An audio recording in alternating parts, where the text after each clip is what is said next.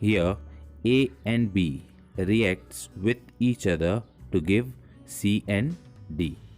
A and B are called as reactants and C and D are called as products. Now, the question arises, why the reaction occurs? So the answer to this question is, everything in the nature that exists wants to gain more and more stability. So over here, reactant convert itself into product and gains more stability compared to that of reactant. That's why the reaction takes place. Irreversible reaction. Chemical reactions which take place in such a manner that reactant are almost completely converted into the reaction product, and the product of the reaction cannot recombine to produce the reactant back, are called as irreversible reaction. Example, burning of magnesium metal in air. When magnesium is heated in presence of oxygen, it gives magnesium oxide. And magnesium oxide on any chemical process will not give magnesium and oxygen again. Next is neutralization of NaOH and HCl. So acid and base react with each other to give salt and water, and salt and water will not react with each other again to give acid and base. So these reactions are the examples of irreversible reaction. Irreversible reactions are represented by single-headed arrow pointing from left to right, and these reactions go to completion in one direction only. The world believed that all the chemical reactions were irreversible. In 1803, French chemist Claude Louis Berthelot introduced the concept of irreversible reaction. The chemical reaction in which the product can recombine under a similar set of conditions to give back the reactant in a significant quantities are called as reversible reaction. For example, nitrogen and hydrogen react with each other to form ammonia gas, and in turn ammonia gas again decompose to form nitrogen and hydrogen. So this is an example of a reversible reaction. In same way, hydrogen and iodine react with each other to give hydrogen iodide, and these hydrogen iodide again decompose to form hydrogen and iodine. These reversible reactions are represented by double-headed arrow, upper arrow pointing from left to right and lower arrow pointing from right to left. Here in this reaction, A and B react with each other to produce little amount of C and D. This reaction is known as forward reaction. C and D again in turn begin to react with each other and produces A and B again. This reaction is known as backward reaction. Initially, the rate of forward reaction is highest due to maximum initial concentration of reacting substance A and B, and rate of backward reaction can be considered as zero in the beginning, as no product is formed in the beginning. As the time passes, the concentration of A and B decreases and that of C and D increases. So we can say that as time passes, the rate of forward reaction decreases and rate of backward reaction increases. But soon, a stage is reached when the rate of forward reaction and rate of backward reaction is same. The chemical reaction is said to attain a state of equilibrium. Once the stage of equilibrium is reached by chemical reaction, concentration of A, B, C and D remains unchanged. That is, at equilibrium, neither the forward reaction nor the backward reaction stops, but continues at equal rate. Hence, equilibrium of a reversible reaction is also called as dynamic equilibrium. Now, we shall study about types of chemical reactions. So first is Homogeneous reactions. Reactions in which all the reactants and products are in the same phase, that is, they have same physical state. For example, nitrogen and hydrogen react with each other to give ammonia gas. In this case, all the reactant as well as product are in the gaseous state. In second case, when acetic acid is treated with ethanol, it gives us ethyl acetate and water molecule. In this case, all the reactant as well as product are in the liquid state. Heterogeneous reactions. Reactions in which reactants and products are present in two or more phases. It is called as heterogeneous reactions. For example, solid on decomposition gives us calcium oxide as well as carbon dioxide. So calcium oxide is in the solid phase and carbon dioxide is in the gaseous phase. So such type of reaction is called as heterogeneous reactions.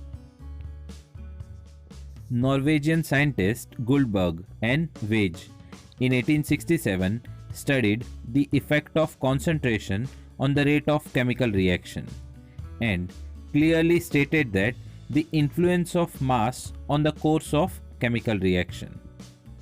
This statement is known as law of mass action. According to that, for a homogeneous chemical reaction at constant temperature, the rate at which the substance reacts is directly proportional to its active masses, and the rate of chemical reaction is proportional to the product of active masses of the reacting substances at that instance. The term active masses means the molar concentration per unit volume, and it is expressed as moles per liter or gram molecule per liter or gram moles per liter or moles per meter cube, moles per dm cube. Consider the general homogeneous reaction at equilibrium. Over here, A and B react with each other to give C and D. Now, according to the law of mass action, we can write rate of forward reaction. So over here, rate of forward reaction is directly proportional to the concentration of the reactant, that is A and B. If we remove this proportionality sign, I'll put one constant, that is Kf. So Kf is called as proportionality constant for forward reaction.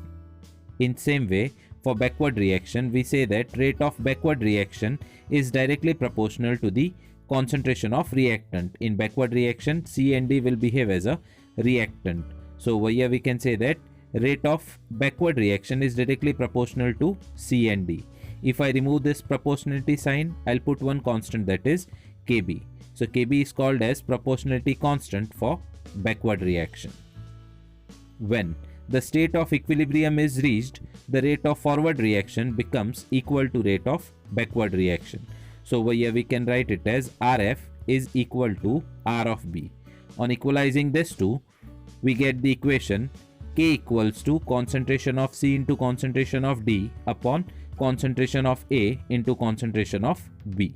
So K is known as equilibrium constant of the reaction, and the above equation is known as mass law equation.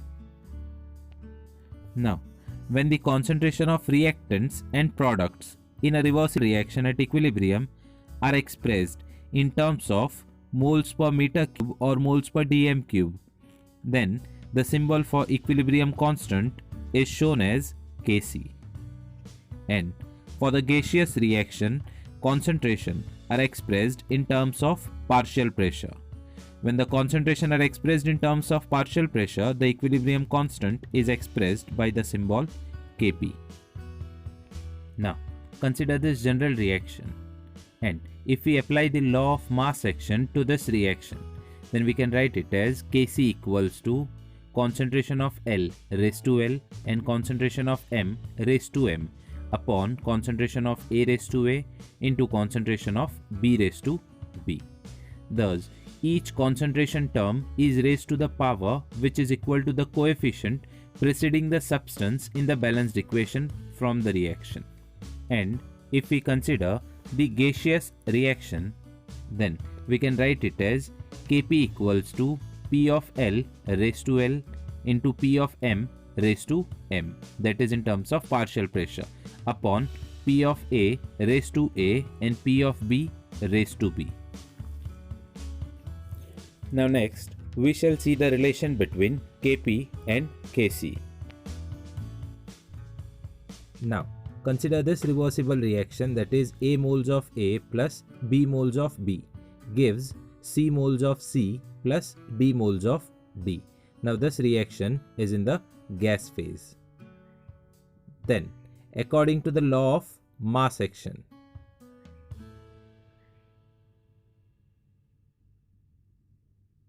so we can write it as Kp equals to Pc raised to C into Pd raised to D upon Pa raised to A into Pb raised to B. Then, according to ideal gas equation,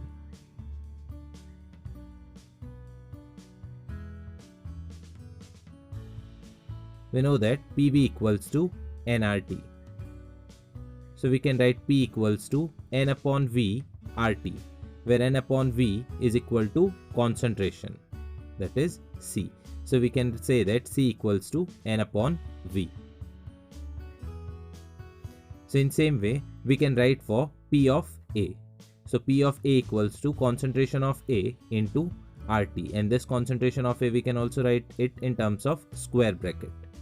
In same way, we can write value for P of B, P of C and P of D.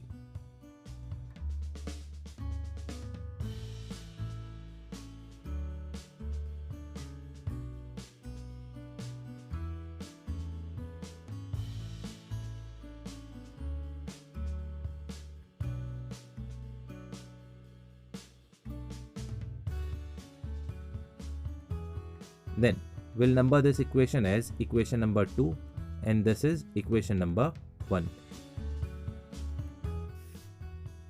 Now we'll substitute equation 2 in equation 1. So equation 1 becomes Kp equals to, instead of Pc, I'll write it as concentration of C into RT and Pc raised to C, so I'll write it as raised to C, into concentration of D into RT raised to D. So simply I am substituting value for Pc and Pd.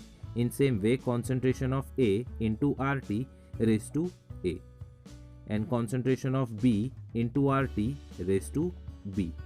So in this case I am substituting value for Pa and Pb. So I can write it as concentration of C raised to C, concentration of D raised to D and so on. So this is concentration of C raised to C into concentration of D raised to D upon concentration of A raised to A and concentration of B raised to B. Now RT raised to, over here base is same RT, so simply I'll add their index, that is C plus D, and in denominator it is RT raised to A and B. So I'll bring this in numerator, so it becomes minus A plus B. So this value is for Kc. And RT raised to, I can write it as delta N, where C and D are the number of moles of product. So I can write it as number of moles of product minus number of moles of reactant, where A and B are the number of moles of reactant, that is value for delta N. So therefore relation between Kp and Kc is Kp equals to Kc into RT raised to delta N.